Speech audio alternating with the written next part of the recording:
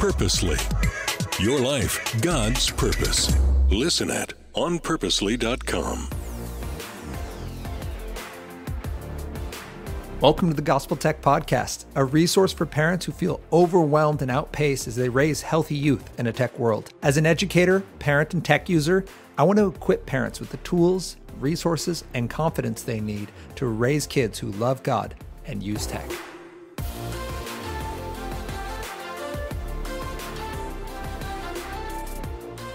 Hello, everyone, and welcome to the Gospel Tech Podcast. My name is Nathan Sutherland, and this podcast is dedicated to helping families love God and use tech. This is part 2 of the Finding Balance with Video Games podcast episode. I guess this is 138 now. And last podcast, we talked about how do we know if video games should even be a part? Is it safe? Family expectations, child's purpose. And then we went through 6 questions. That's the first part. Go listen to it because I kind of tease out what that conversation sounds like for finding a balanced game and getting through to yeses and understanding in your family what a healthy game will look like. Now you have a gaming system. And I also included that it's perfectly reasonable and even expected as a parent that if you did that and realized, oh man, we already gave the system and it's not a yes anymore. These are no's. Going to your child, having that conversation and lovingly removing those unhealthy parts is absolutely necessary and is acceptable. You can do that. It's not a human right to have a system. It's not that you lied to them because you just learned new information. It's now progressing that conversation. So we talked about that last week. Today, here's what we're going to do. We need to talk about how do we make sure it stays healthy and how can you be a part of it? How can it stay healthy? We're going to use a reset here. Reset is a simple acronym I made to help families talk through healthy tech without just talking about feelings. We want some practical pieces we can address. So we say, son or daughter of mine, you're playing this video game. How do I know that it's healthful? We look at a reset. Does this tech impede? Does this video game get in the way of your relationships and responsibilities, your emotions, your sleep, your enjoyment, your time? So relationships and responsibilities simply means, does this video game allow you to continue doing the other things in your life that were already important before you started playing? Or does it even enhance them? Are you able to hang out with people more easily? Does it provide you easy wins with your friend group, right? Those wonderful reasons that many of our children will give us for why they need these games. All my friends are on there. This is going to be something I can do. I'm being left out if I don't play this game. That can be a really cool win. Awesome. Keep in mind, however, that relationships and responsibilities need to be established beforehand. And then as they jump into their video game, we shouldn't just have our friends because of our video games. It should just be something we do with our friends. And then our friends should still be there even when we leave the video game. So are those friends you are making through the video game enjoying the rest of life with you? Or are these friends that just enjoy video games and you happen to show up occasionally? That's going to be an important question. Relationships and responsibilities also includes treatment of family. So that might be family expectations with like chores or family dinner or family nights together. Are the video games getting in the way of that? If they are not, we are all good. If there is a relationship or responsibility like, hey, couldn't help but notice you quit volunteering at this place, or you're not showing up for work on time, or you're not coming down to family meals when we ask you to. Those sorts of things are concerning, and now they're a conversation point for you to go to your child. It's possible the video game could be an issue with that. It's also possible the video game's just symptomatic of a bigger problem, and you actually aren't concerned about the video game. It's just showing that there's an issue, and you have something else to address. Go to your child in loving concern and address that and figure out what is happening. You also want to, so we did relationships and responsibilities, emotions. Video games can impact emotions. They can make you rage. They can make you really mad when they don't go the way you're supposed to. Throwing controllers, slamming things, shouting obscenities. These are concerns that we as parents have because we want to address them lovingly and talk about how we handle disappointment. You are absolutely practicing rage. It's a very real experience in a video game. Some games are designed to just be rage-inducing, but it's not something we want to encourage or celebrate. So we go to our child and we have those conversations. Maybe video games are a nice way for your child to learn how to lose. And emotionally, they're very positive. They're a way for your child to learn how to channel their strong feelings. There's actually a game design company called Mightier, and they have a really cool process that teams with a heartbeat monitor. So they wear this heartbeat monitor on their wrist, they play the game, and as their heartbeat and frustration levels escalate, the screen reacts accordingly, and then it helps them through breathing exercises. So there are some very cool things. You don't just play it with any old Call of Duty game. There's a specific set of games that go with it. But games can be a wonderful place to learn how to lose well if we use them like that, if we use them as an actual game and not as an escape or some kind of self-medication distraction. So emotionally, we want to make sure they're helping and not hindering. Then we get to sleep. If your child has any form of video game in their room, it's impacting their sleep. They're playing it too late. They're waking up in the middle of the night and they're playing it. They're getting up too early. It is distracting them because they see it and they're thinking about it and they want to get back to it. Those games need to be in a public space. They do not need to be in a sleep space. There's zero research talking about the benefits of video games in a bedroom. Plenty of information about especially the video games in general in the bedroom, but also internet-connected devices in the bedroom are not helpful. So we want to look at sleep for our "is this healthy?" question. We want to look at their enjoyment. And enjoyment is important because video games being so attractive, they're a very powerful form of drool tech. Many times they have lots of ways to draw us in. We talked last episode about how really expansive games can use our curiosity and our desire for adventure to draw us into these beautiful storylines oftentimes, but sometimes we get stuck in that storyline. And then sometimes we get so invested in that storyline that it becomes more exciting than the real world. Our wins come easier. The world is more beautiful. We feel more successful in it, and it can get a really negative spiral going where we quit doing hard things in real life because it's easier to get the same win feeling from a game. And then that starts to hamper our satisfaction, our contentment, our joy in real life, our investment in real life. And this is really what enjoyment is trying to get to. There were things that your child enjoyed doing until they started this game. And if you watch those things wilt, they used to practice this instrument. They used to get into this hobby. They used to invest in this particular outlet. And now they don't because they have all of their time and attention to this video game. That's where we're concerned, because video games should, done well, be like any other game. They should make your child alive. They should give laughs. They should give fun competition. And then you should walk away and it just happens that it happened on a screen. And yet, that's not always the experience of families of people who love video games. And it doesn't mean the video game is necessarily bad. It means it may not be a good fit for this season or for this individual. This game just might be too much to handle well. Enjoyment will show you that. Please hear me on this. And I'm just going to say it one more time because I do feel this point is often misunderstood. We all have shifting enjoyment. So just because your kid doesn't like playing with their stuffed animal anymore and they'd rather play Super Smash Brothers or whatever, doesn't mean that that's an unhealthy shift. What I'm saying is your child used to have a host of interests. They used to be vibrant. And now the only thing that seems to bring light into their eyes is this video game. That's what I'm talking about. It's become the pinnacle of their life.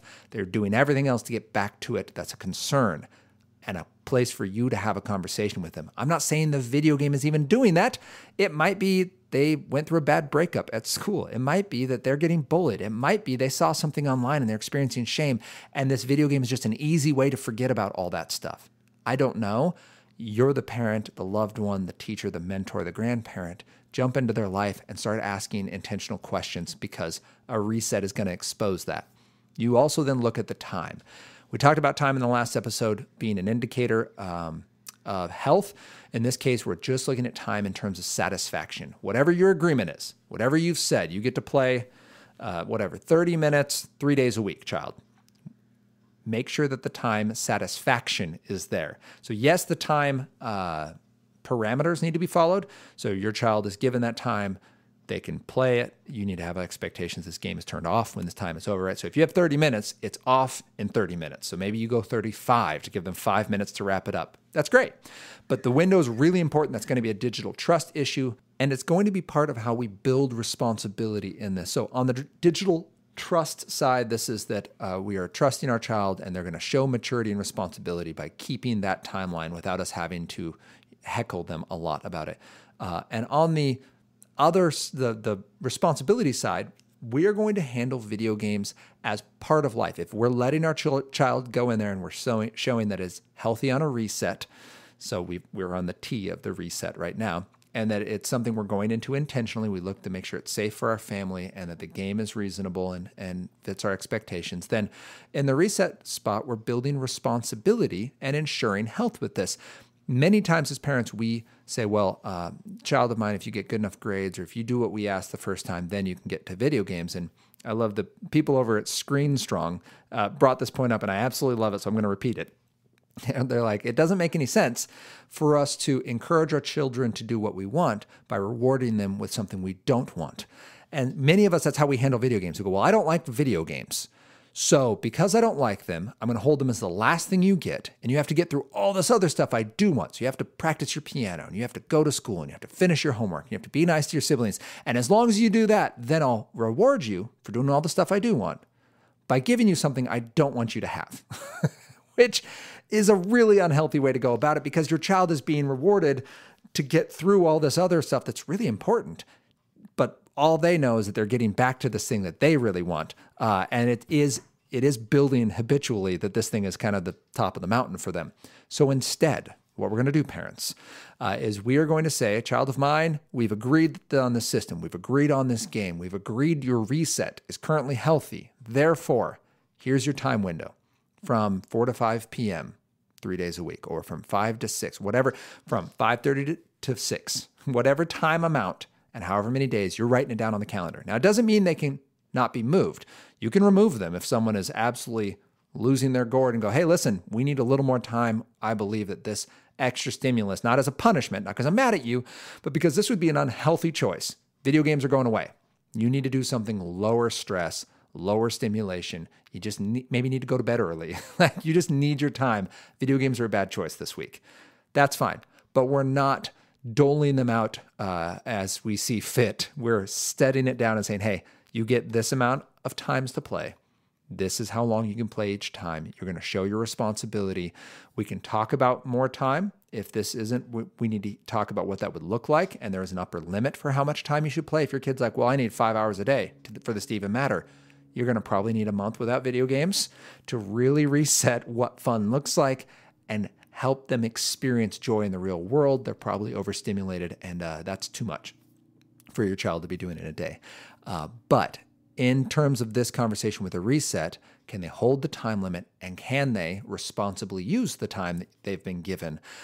Because that does need to be part of how your family is dealing with video games and the healthy progression of young adults into adults who know where their limits are with video games. So that's the reset piece. How do we know? If you get like a 1 out of 5, well, you know what? It is impacting relationships, or it is impacting their enjoyment, or whatever it is. Reset isn't meant to help you win the fight. It's actually to help you fight for your child. So you can now go to them with a specific and say, hey, son or daughter of mine, I love you. I know you really love this game. I've noticed when you play it, this behavior shows up or this thing happens. Can you explain that to me? They may not even know what happens. They might have a reasonable explanation. They might have a bunch of excuses that start to show you, well, that's interesting. Explain that to me. And you might follow that thread down some rabbit hole that leads you to something you didn't even know was going on. And that will be wonderful. Please do pursue those conversations and pursue your child lovingly in that. If you get to a spot where you go, you know what, this game is actually the problem. The reset is pointing to, there's some aspect of this game we just didn't know. Ann and I had this with a show that our children were watching. It's a fine show. We did all the research. There's no bad content in it. It's educational. It's paced appropriately, but there's just something about the show. Every time our kids watched it, they just got more aggressive. They started talking back. They started playing way more rough and unkind. And we're like, all right, like for our kids in this season, this show is not a good fit. So what did we do? We took the biblical encouragement of Jesus in Matthew 5:18, and we said, this is causing our kids to sin. It's not even sin in and of itself. The show is not bad, but our kids are being disrespectful. That's sin. They're being unkind. That's sin. We're going to remove this thing lovingly and replace it with something else. And so we picked a new show genre. And so they still keep the same amount of time they can watch a show. They just get a different show now. And it's been great. Problem went away. And that's not behavioral modification. We're not just manipulating our children. We are addressing what is showing up as a sickness, recognizing sin when it appears, and knowing that sin leads to death. It leads to a really negative direction, not hypothetical, metaphorical death, Physical and spiritual death will occur when we allow sin to sprout and take root, and we don't want to see that for our kiddos. So we lovingly remove unhealthy parts. With our kids, if the video game becomes unhealthy, either it's a trigger for unhealthy behavior, meaning they do it and then unhealthy things are just getting trained into their brains, or it's physically unhealthy itself. This content is unhelpful for our kids, or some other aspect on the unhealthy spectrum. You would look for it in a reset, and then you go, all right, do we need a new game? Is there just a game that's a better fit than this game? How can we find that? Do we need to go non-digital? Do we need to go to analog games, get our board games out, and operate at the pace of real life? Again, a month. Dr. Victoria Dunkley is one who does some research on this, and 30 days is about how long it takes for your child to be able to find satisfaction in real-world activities. If they're talking a lot about how bored they are in real-life stuff, there's a really good chance that their brain is starting to tune itself to the rapid pace of digital gaming. It can just happen so much faster and louder and brighter that the real world starts to kind of fade. And that's not what we want for our kiddos. So then we've looked at a reset and we now have the conversation points. We know that we're looking at relationships and responsibilities. We're looking at emotion, sleep, enjoyment, and time. We've seen if it's healthy or not. We know that we can remove and replace it with a new adventure. Okay, so we have that piece, and that's fantastic. It's going to help your kiddo. You now have something you can do today. If you felt cornered by your kid and felt like you're being held hostage because you just can't take away these video games, you'd be the meanest person in the world, please hear that as a lie. You can remove a video game, but you need to do it lovingly. You don't just do it because you don't understand it. You don't just do it because you don't like it. You need to understand what the problem is with this video game and fight for your child. Go to them and say, child of mine, this is what is wrong, and this is why this action needs to happen. Invite them into that journey with you. Say, what would you, this is a question I use with my 8 and 6-year-olds. What would you do if you were a parent and your child was doing this? Okay. And ask the question. It doesn't mean their answer is right, but I've often found that their suggestions are much more intense than mine. So then I sound like a really good guy when I go, okay, I think that's really reasonable. Here's what I'm going to do. And I do half of what they suggested, right? They're like, I'd ground them forever. I'd be like, all right, cool. We're not going to do that, but I am going to take this game away for a week, okay? And I've actually done this with board games because turns out board games aren't magical. They're still just games. They can consume too much of your mind and heart. And sometimes they cause my children to be disobedient. And so the game goes away. I go, great, I understand that. Here's what we're going to do. So you have this conversation of what needs to happen, what a remove and a replace looks like. And you as the loving parent get to make the final decision. You are not held hostage by this video game. However, we have our reset. Let's say the reset is healthy. Your child is doing well. It doesn't need a remove and replace at this point. The games don't. Your child is doing great. So then we need to talk about what does it look like to be a part of your child's gaming world. This is specifically for those parents who do not like video games at all. You don't see a purpose of them. You feel like a catastrophic waste of time, but your child is into it. They are, you've picked the system that matches your family's, the safety, family expectations, child goals, and purpose. You've gone through the 6 questions and ensured the games for that system are matching what your child needs. And you've looked at a reset and you can say, yeah, out of 5, my child's a 5 out of 5. They're doing great. There's no problem with my child playing this game. I just don't like it. It's not interesting to me. Great. Parent, this is for you. You are going to go to your child and you're going to ask 3 questions. Actually, this is also for if you are a gamer, you still need to do this because it's possible that you make games more about your interests. And this is specifically about getting that trust built and that relationship built with your child. You are sending your child into a digital world. They're hanging out in that digital cul-de-sac, and you need to go there with them and learn from them and experience some of what is out there so that you can know more about what's making your kiddo tick and who's engaging them and what lessons they're learning and help them think critically about what's happening in these games. So first thing is ask them to show you how it works. This can be asking them about their favorite level or the biggest challenge they've faced or what's happening or how they can do something. Like there's limitless possibilities on what you could ask. And if you know nothing about video games, there are no bad questions. Just how do you open a door? How do you talk to people? How do you fight something? How do you know if you won? What happens when you win? Like, do you get points? Like what is happening? Ask them any of those questions and sit down with them and let them show you. Okay. Second thing, would be to ask them to show you how to do it. Like, oh, well, could I try? Could you show me how to fight that first boss? Or could you show me how to win this race or use that ability? Like, I just want to know if I can do it. And that's a really cool way to get a win with your kid, especially someone who is into these games and it's a spot where they get to teach you. That's a really cool thing as a kid, to show your parent how to do something. And it's a good chance that if you're playing Halo, you'll just stand in a corner staring at the sky and eventually blow yourself up with a grenade.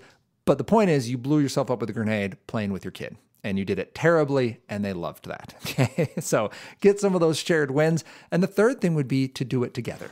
So not just, can you show me how to do this, but can we do this experience together? Can we play this level together? Can we compete together? Can we do something in this? Can we watch a video on this game together? Whatever that is, it is going to be an important conversation for you to have because it's giving value and investment to your child. So be thoughtful about how you can ask those three questions.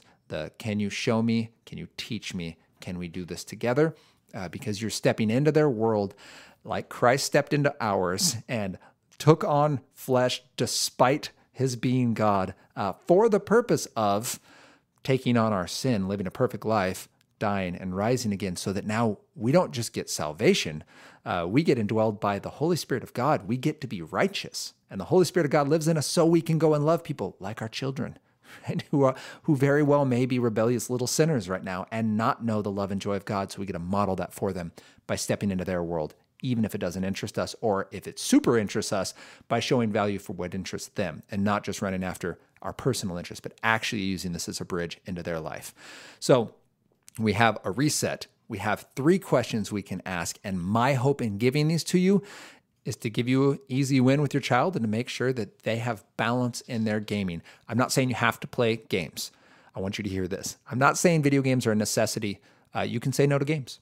You can have good reasons. You can just have spidey senses. No is a perfectly reasonable answer to any technology, and video games are included in that. However, you do need to eventually progress the conversation and model for your child how you got to know what is your reasoning for that and what you're doing instead. I love Greta Eskrich's quote on this, the idea of adventures, because I think that's really what this balance comes down to, is where are we finding our satisfaction, our adventure? And her thought on adventures is that adventures are the vessel, not the journey itself.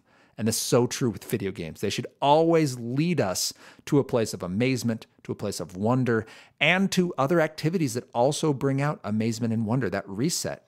They should help us engage in our relationships and our responsibilities. Video games should help us experience enjoyment outside of video games. They should make us so amazed that when we go to other situations, we go, oh, this is what the video game was talking about, right? It was a sign pointing towards something. It wasn't the something in and of itself. We don't want to stop just because we've progressed to a signpost along the journey. Two examples on this, and then I'll wrap this up.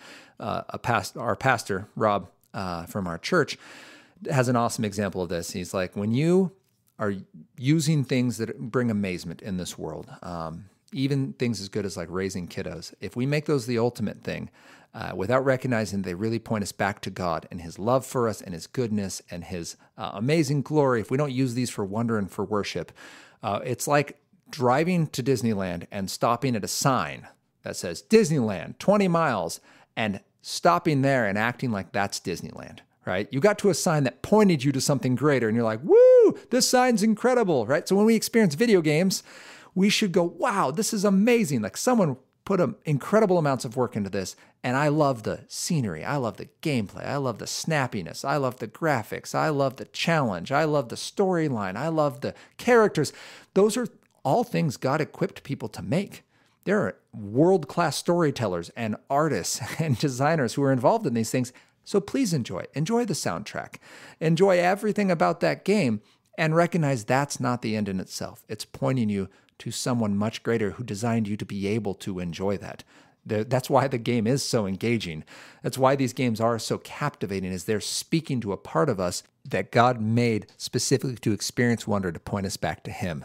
I think C.S. Lewis says this really well when he says, fairy tales, far from doling or emptying the actual world, gives it a new dimension of depth. He does not despise real woods because he has read of enchanted woods. The reading makes all the real woods a little enchanted. And I think that's a beautiful picture because it's also a way we can test ourselves and say, all right, am I enjoying this experience? And now it's coloring the real world around me. And so when I go to the woods, they feel more magical. And when I see the mountains, they seem more colorful, and I experience more awe and amazement at nature and relationships and just the beauty and structure we've been given because I've experienced these other stories through video games. Or do the woods feel lonely and the mountains feel sad because nothing really sparks wonder like the video game? The video games now become the ultimate thing instead of a sign pointing to the ultimate thing. So this is our conversation we get to have with our kiddos about video games. Are we using video games or are they using us? When we talk about balance with video games, if we hearken back to our previous conversation, we remember that we're going to ask, is it safe? Is it a good idea for our family? Does it fit our child's goals and purpose? Then we look at the 6 questions for a video game. And then today we talked about, all right, how do I know once my child is playing, if it remains healthy, we use a reset. And we look at relationships and responsibilities, emotions, sleep, enjoyment, and time. And we dive in with our kiddo. We go out in the cul-de-sac with them of this digital world, and we ask them to show us how to do it. We ask them questions about it, Then we ask them to show us how to do it, to teach us. And then the third one would be, can we do this together? That the entire point of doing all of that is to build that trust with one another and model for them what it looks like to be helpful in and out of a digital world, because we understand at the end of the day, all of these examples of wonder are supposed to point us to something beyond the game in itself. That's not a stopping point. We don't have to play video games. Your kiddo can grow up and be a well-rounded, amazing person without video games, and they can do the same thing with video games. The goal isn't yay or nay on video games. The goal is recognize your purpose in Christ. Recognize that this isn't a spot you just get to stop and stay. Video games don't get to be an escape in the turning in on ourselves and letting the world dull. They should be an escape that points us outward and recognizes this world isn't all we have to live for. So I hope that that makes sense and is encouraging to you and that you feel empowered by this to go and talk to your kids about video games. I hope you understand why I split this into 2 halves. There's a lot of info there, but that I hope it's encouraging and that it, that at the end of the day, you can think of your child or your spouse and your relationship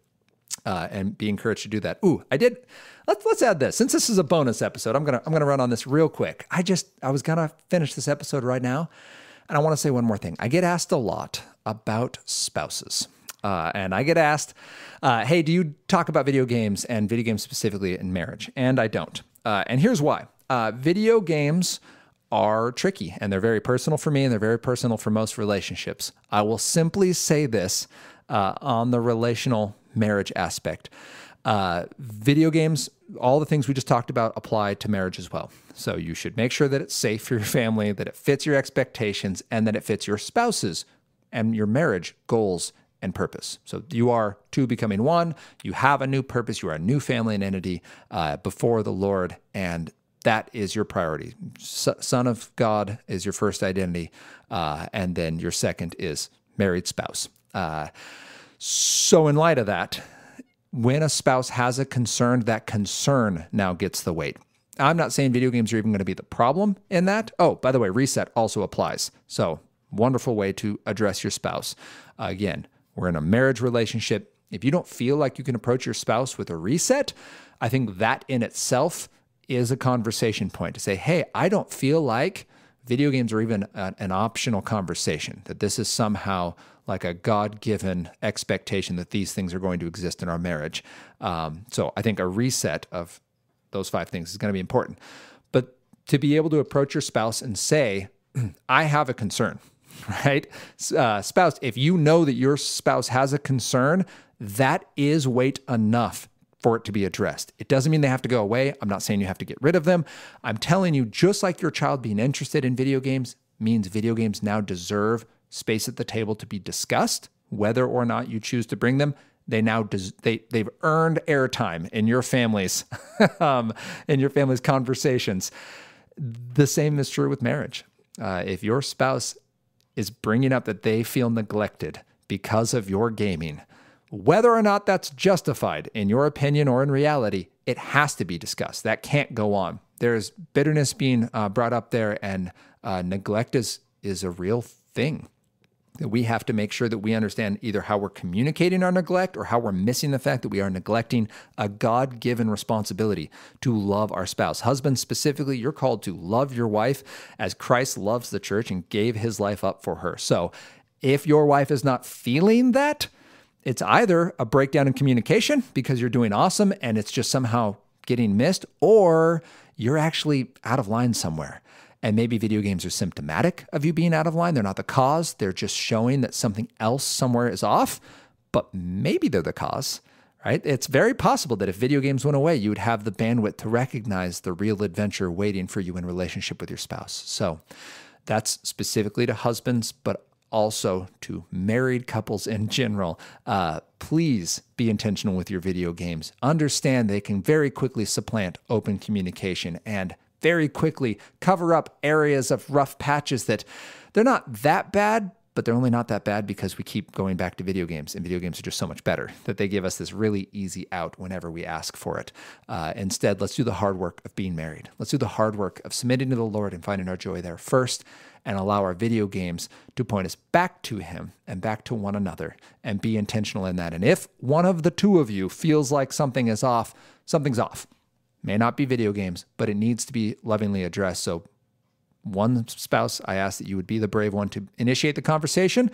Other spouse, I ask you to be the one to bravely receive that feedback and not just have 1,000 excuses on why it's not as bad as what they do and how you need this, because this is your escape, and how you're just not understood and they just don't like it. Right? We get there quick about anything that is personal to us.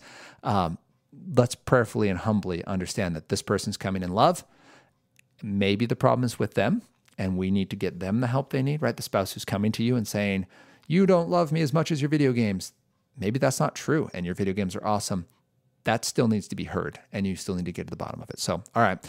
Whew, that's my little 2 cents on that. Not enough for a full episode, but I hope in all of this you feel encouraged and that you can hear that at the end of the day, it's not actually about the video games.